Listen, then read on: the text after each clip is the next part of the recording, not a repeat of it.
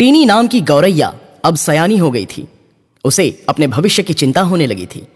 उसे अपने लिए और अंडे बच्चों के लिए एक नया आशियाना बनाना था। एक ऊंचे बबूल के कांटेदार पेड़ को सुरक्षित समझकर उस पर उसने एक शानदार घोंसला बनाने का निर्णय लिया। उसने जगह तलाशनी शुरू कर दी। बबूल के पेड़ पर बहुत सारे गौरैया के घोंसले लटके हुए थे। दूसरी चिड़ियों ने गौरैया को अपने पास घोंसला बनाने से मना कर दिया।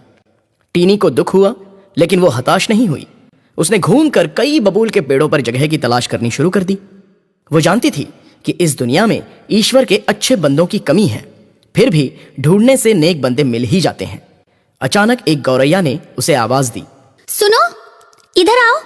मैं देख रही हूँ तुम बड़ी देर से परेशान हो रही हो। तुम्हें घोंसला बनाना है तो मेरे पास वाली डाली पर बना लो, सारी चिंता छोड़ दो। अच्छा ये बताओ, तुम्हारा नाम क्या है? मेरा नाम टीनी गौरैया है। तुम्हारा नाम क्या है? मेरा नाम प्यारी गौरैया है। तुम सचमुच बहुत प्यारी हो, बड़ी नेक हो। मुझे अपने पास बुलाने और घोंसला बनाने के लिए जगह देने के लिए तुम्हारा बहुत बहुत धन्यवाद। हर किसी को आशियाना चाहिए, सर छुपाने का ठिकाना चाहिए।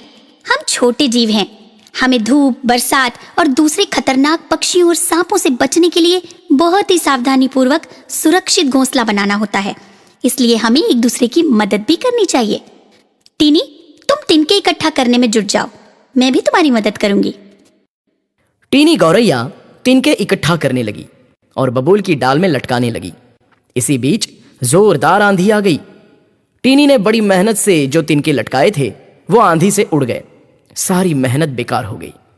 टीनी को बड़ा दुख हुआ, लेकिन उसने फिर से अपना हौसला पक्का किया। वो फिर से तिनके लाने में जुड़ गई। प्यारी की मदद से फिर घोंसला बनना शुरू हो गया। इतने में बरसात शुरू हो गई। आसपास के इलाके के सारे तिनके गीले हो गए और कुछ बह गए। टीनी का काम मुश्किल हो गया।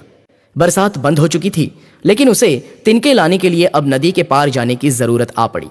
वो नदी पार करने के लिए उड़ी और फिर से बहुत जोरों की बरसात शुरू हो गई। टीनी बेचारी नदी के बीच में उड़ रही थी। उसके पंख बुरी तरह से भीग गए और वो उड़ ना पाने के कारण नदी में गिर पड़ी। वो डूबने लगी। उसे अपनी मौत नजर आ रही थी।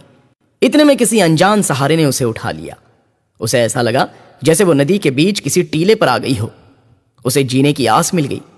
टीनी ने ध्यान से देखा तो उसे पता चला कि जहां वो सुरक्षित बैठ गई है वो कोई टीला नहीं, बल्कि एक जल घोड़ा की पीठ थी। टीनी बहुत खुश हो गई। उसे नई जिंदगी जो मिल गई थी। मेरी जान बचाने के लिए बहुत बहुत धन्यवाद। तुम भी भगवान के नेक बंदे हो। भगवान तुम्हें हमेशा सुखी रखे। मैंने तुम्हें उड़ते हुए देख लिया था। जब तेज बरसात आई तब मैं समझ गया कि तुम्हारे ऊपर यह बरसात मुसीबत बनकर आई है। हमें किसी भी मुसीबत में एक दूसरे की रक्षा करनी चाहिए। इसलिए मैंने तुम्हें अपनी पीठ पर बिठा लिया है। तुम्हें भूख लगी होगी, मैं उसका भी इंतजाम करूंगा। जल घोड़ा ने टीनी को किनारे पर पहुंचा दिया। उसे कुछ खाने के लिए भी दिया। बरसात रुक चुकी थी। टीनी बोली, मैं तुम्हारा ये एहसान कैसे चुकाऊंगी? जल घोड़ा बोला, बहुत आसान तरीका है। टीनी बोली, वो क्या है? जल घोड़ा बोला, जब भी तुम्हें कोई प्राणी संकट में दिखाई पड़े तो उसकी यथा उचित मदद कर देना। वहीं मेरे एहसान का बदला पूरा हो जाएगा। तुम भी सचमुच बड़ी नेक हो। अगर तुम्हारी जैसी सोच सबकी हो जाए तो ये दुनिया ही स्वर्ग बन जाए। टीनी वहां से उड़ी और बबूल के पेड़ पर पहुंच गई। प्यारी गौरैया ने फिर टीनी गौरैया की हौसला अफजाई की। दोनों घोंसलों में धूप और बरसात से पूरी सुरक्षा की व्यवस्था थी। हवा छन कर आती थी। तूफान भी उसे गिरा नहीं सकता था। टीनी उसमें आराम से रहने लगी। बरसात का महीना आ ही गया था। एक दिन बहुत बरसात हुई और चारों तरफ पानी भर गया। बबूल के पेड़ के नीचे भी पानी आ गया। सारे कीड़े मकोड़े पानी में डूबने लगे थे। टीनी को दया आ गई। उसने उन्हें बचाने के लिए अपने दोहरे घोंसले में से एक घोंसला नीचे गिरा दिया। उसके पास के कीड़े मकोड़े उस घोंसले पर चढ़ गए और घोंसला तैरने लगा। सारे कीड़े मकोड़ों की जान बच गई। ये देखकर टीनी खुशी से मचल गई। उसे जल घोड़े की कही हुई बात याद आ गई थी। उसका घोंसला कीड़े मकोड़ों को लेकर तैर रहा था और उसे बड़ा ही सुकून मिल रहा था।